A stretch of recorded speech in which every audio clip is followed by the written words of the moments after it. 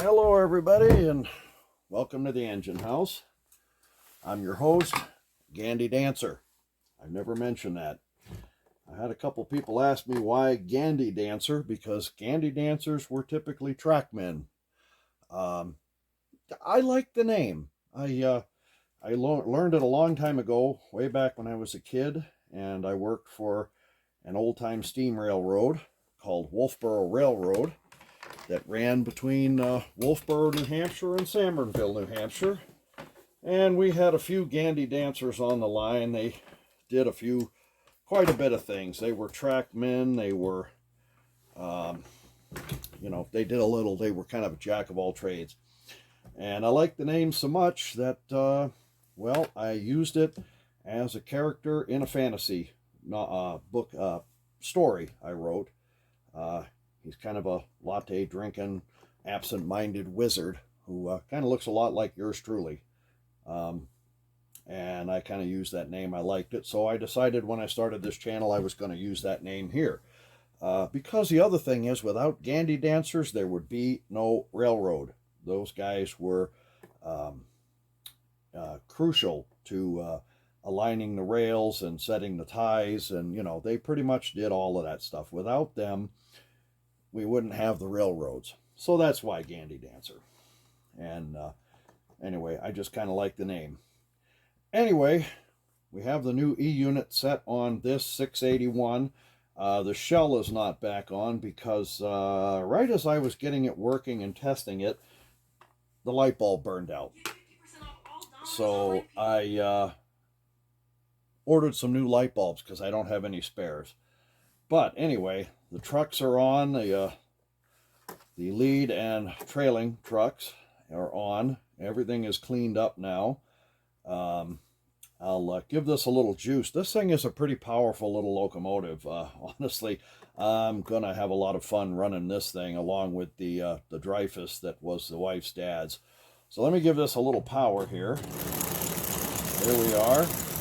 Now you can see, and it also should change direction. There. Well, let's do this. And let's do this. There we are. And let's see if it changes direction now. There we go.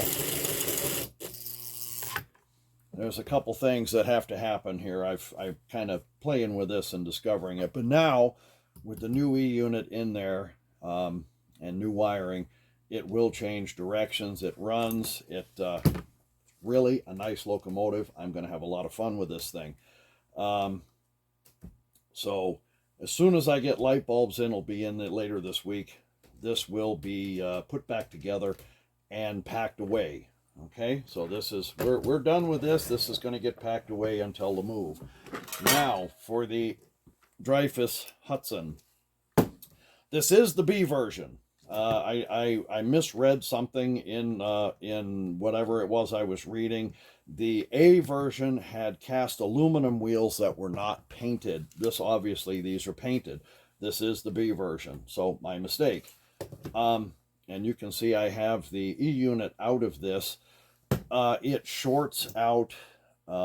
Sometimes it decides to run, other times it shorts out. I'm not gonna replace the unit. I am ordering the parts to rebuild it. So I'll be rebuilding that. Of course, I had to put a new wire from the contacts down here to this because that one was just brittle and snapped off when I was messing with it. So the new one, there'll be new wires similar to this one that come with the fingers and the barrel that go there, and I'll be rebuilding this. I also ordered the tool to help get these spread apart without breaking them. So that'll be happening soon. I haven't decided yet. I've cleaned this up, as you can see. It's a lot. I've cleaned off quite a bit of dirt. Let me unplug something here so I am not shorting things out if I mess up. Anyway, this is the 1946 Dreyfuss cleaned up. There's some little paint chips here and there, and it needs a new light here. I'll be on that later on. One of this coil coupler was missing this piece right here to cause it to uncouple. So luck would have it, I had another one of these laying around. I just swapped it out, and so that one is ready. It'll go when I get ready. It'll get packed up, but I haven't not yet decided. As you can see, New York Central has been, somebody scraped this out of there, and they kind of got at the paint on this. Most of this one's still here. I am going to take these off as I go, and then of course I'll be ordering. I had thought these were gold, and I've seen some gold ones, and originally, again, somewhere along the line, I saw these in black, gray with black lettering. I don't know, somebody must have done that to them later, because from everything I've read, they came with white or silver. Silver was on the black 1947 version C, and white was on the two 1946 models. These looked originally, before they were cleaned up, like they had been gold, but were they gold, then the 221 on the locomotive would have been gold as well, and you can clearly see those are white letters, numbers, excuse me. So I believe this was just yellowed over time, so there'll be new lettering here. And again, it cleaned up pretty well. There's a little bit of rust and paint chipping, and of course this here. Now I could sand this down and maybe find a gunmetal gray that matches closely and repaint this. I may do that later. For now, I may just go ahead and replace the lettering and clean it up a little bit here where some of this rust on the tabs and whatnot. Put it back together and run it, because again, I'm in this to have, fun with it and get them running. If it was in worse shape than it is, I would probably go ahead and take it down to bare metal, find a gunmetal gray that closely matched, and repaint it. But we're not going to do it now. I've stated that we are closing on this house really soon and closing on another house really soon after that, and we're going to be packing to move. So a lot of this stuff I will not have time to do here. I did think I mentioned one time about another locomotive that I had that we messed with, that was the 675 that is currently packed up with a bad smoke unit. I found this. It has the date of 12/29, but no year. It has the locomotive number here, and of course the writing on it is some little bit hard to read. It looks like the name is Jared Albright here, and a street address, no phone number. It has something to do with a smoke chamber here, right here. Now, I'm assuming that it was probably because whoever had that, as I mentioned in an earlier video, there were corn kernels in the smoke chamber. Whoever took it didn't obviously take it apart to find those. They would have found those and maybe cleaned them out. I don't know if the smoke chamber worked after that for a while. I don't know, but this is the ticket for that locomotive. I knew I had it around here somewhere, and I'm going to keep this just because it's part of that loco, and I think it's kind of funny that some kid decided, hey, what if? The other thing, I don't know if you can see this really well here. I'll kind of turn this around. I've taken the handle. I got this brand new handle for the whistle and put it on. And what I've discovered is somebody along the line, of course, broke the original handle. And it's hard to see, but there are scars all over this here. There was a pair of pliers around here somewhere that came with the box. It was in the box, a little tiny set, And you can tell by matching that up to this that they were using that to make this the trains whistle, and it scarred this up so badly that this will not hold. There are two little knobs here at the very bottom. There's It's going to be hard to see without me lifting this up, but there are two little tiny tabs down here. I think were bigger, that correspond with the tabs, the slots in here on the compression ring. And I think I'm going to have to figure out a way to make those a little bigger. I'm thinking about maybe cutting down through this and putting something in there and JB welding it in place that's big enough to grasp this, so that when I put this on, it will hold it, and then when I rotate it, it will rotate the this so the train will whistle. Again, it's something else I'm going to have to do later. It's not something I'm going to end up doing here.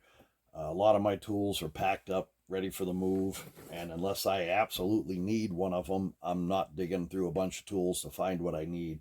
So that's going to have to wait. I still have the original wooden knob somebody had made when these were broken. I may hang on to that, I don't know. I like my porcelain knobs that I put on. Those are actually quite nice. Anyway, getting back to a few other things here.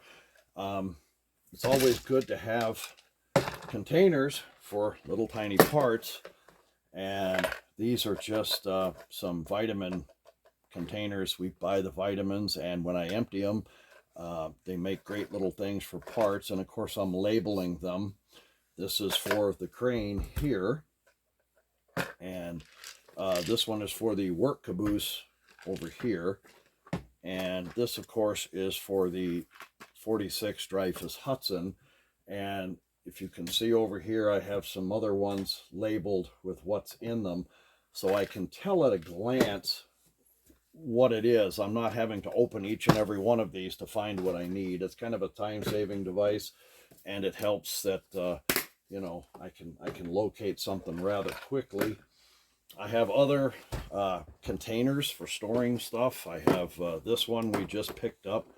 Harbor Freight's a great source of little things. This is, of course, you can see I've got some couplers in here. I've got some screws, and I'm just starting to fill things with spare parts. There'll be light bulbs in this later on. And if I can reach this, I picked this up at Michael's. This is for photographs, actually, and they go for about $41, believe it or not, but every now and again they put them on sale for like 14 bucks. I've got two of these, and I started putting in parts, and again, labeling stuff. This is for miscellaneous parts for locomotives, Lionel locomotives. I even have some G-scale stuff that's not labeled, but I can tell exactly at a glance what it is. This is a lot of grandson's train set that I worked on for him, and I had a lot of spare parts, so I hung on to them. Parts for the passenger cars I have, and these come in really handy. And again, they're made for photographs, but for little tiny parts and things. There's American Flyer parts here. Anyway, they work really good. They also make one that these are all clear, so you know you can see them fairly easily. These just happen to be colored, and I got them on sale for less than, I think they were like about just under $15, and they come in really handy. As all of you guys who are already modeling know, you always end up with a lot of extra parts and things, and it's always good to have places to store them. So anyway, here's the crane. This is, I may or may not, this really doesn't need a lot. I've already cleaned it up. I just need to re-rig the line and put everything back. It's one of those things I kind of have sitting here waiting to get to. I have some string that I need to dye black to make it look like cable. I just haven't got around to doing it yet. I have the paint around here somewhere that's good for fabric. Oh yeah, here it is. This is a good color acrylic for fabric, so it will work on the line I have that'll make a nice looking cable for this. And it's one of those things I just have to get around to. And of course the work caboose over here in pieces, I haven't started on that. We've been extremely busy around here. The wife's been working crazy hours, and I've been packing, and we've been dealing with closing and paperwork and the whole 9 yards. I get a little time to mess with stuff. So anyway, I will hopefully have the parts I need to finish this. Put this out of the way. I will have light bulb, and then I'll put that back together. I don't think I'll shoot another video. You all should know what a light bulb looks like. I will be fixing this as soon as the parts come in, and it'll have all new wiring. And of course, I've already cleaned it pretty thoroughly, but when it sits on the track still, I thought it maybe was the drum in here, and I changed it with a spare one I had. That didn't help.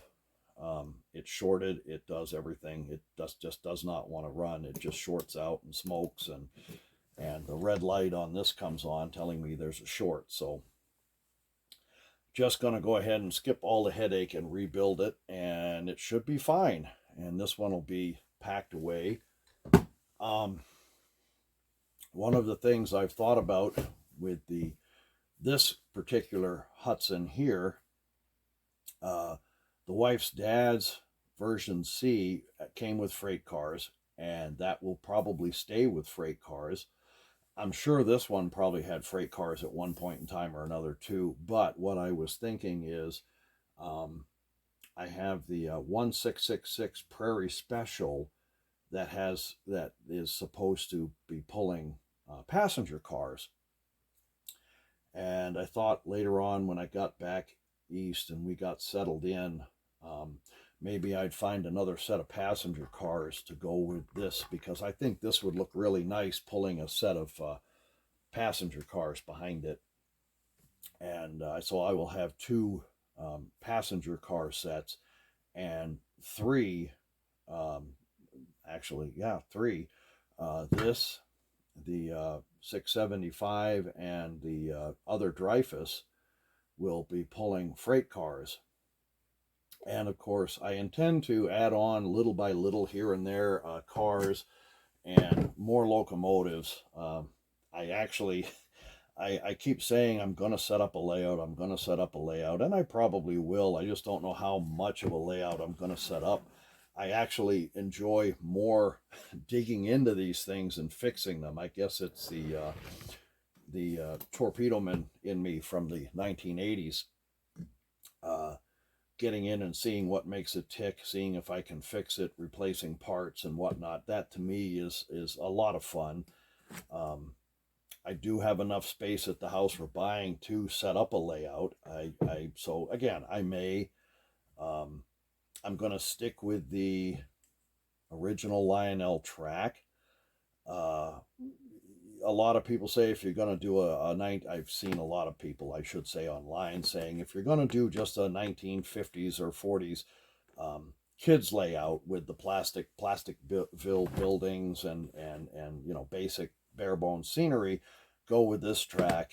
If you're going to have a more realistic layout, go with the newer track they have out. But I've also heard that a lot of these, because of the wheels, won't run correctly on the newer tracks. So I already have a ton of this stuff floating around, and being the fact that I kind of do fantasy stuff and whatnot, if I want to do a realistic layout using this track, I don't see any headache with it. As the late Bob Ross used to say, it's your world. This is my world. I'm going to use what I have on hand. I do like this track. I'm going to be scratch building some buildings when I get to that point. I'll be getting rid of these wires here and going with something a little more flexible like this to go from the transformer to the track, because these are, they're a lot better, easier to deal with. And so they'll be on here, and they'll be longer. This will be setting away from the track a little bit further than it is currently here. So yeah, I'm going to have fun. I'm going to build some buildings. I have some Plasticville buildings that came with a bunch of stuff that I got, and I'm going to use those kind of as a base to scratch build a lot of my own. I did show you the scratch built stuff I had done with the lobster shack. I'm just going to take that and make it O scale instead of HO. I have some other HO buildings that are still in boxes that I'd bought, hadn't put together yet. They were waiting for the move, and I'm going to take those out of the box. I'm going to take measurements, and I'm going to scale those up to O scale. And one of them's a sail shop, the other one is a rigging shop. And being that I'm from New England and the sea, there's going to be an ocean theme to my layout, or at least a coastal theme. There may be a couple of mountains off in the back for the trains to run through so they look like they're actually going somewhere, but most of what I have is going to be kind of a coastal thing right now. And that's subject to change. We all know that. In the hobby world here, we kind of go, at least I go with wherever the thought takes me. So that's kind of what I'm going to do. I had washed this body, by the way, and I think I missed some stuff here. I just took it in the sink and washed it with soap and water and a washcloth, and I can see I really need to do a little bit better job on that. I can tell after it's dried it needs a little help. I'll be taking care of that later. Anyway, that's pretty much all I have for today. Just kind of my scattered thoughts and what we're doing here, and I will have another video when this is back together, and I'll have it running. And this will be probably next time you see this workbench, this will have been packed up for the move, as probably at least this, and maybe this, because again, I don't know if I'm going to do anything with this until after we've moved, or if I'll have time here. So anyway, that's all I have for today. Everybody have a great day. It's spring. If you get a chance to get outside, we still have at our elevation about 3 feet of snow, even though it is in the 50s. Get out and enjoy. Have a great day, and bye for now.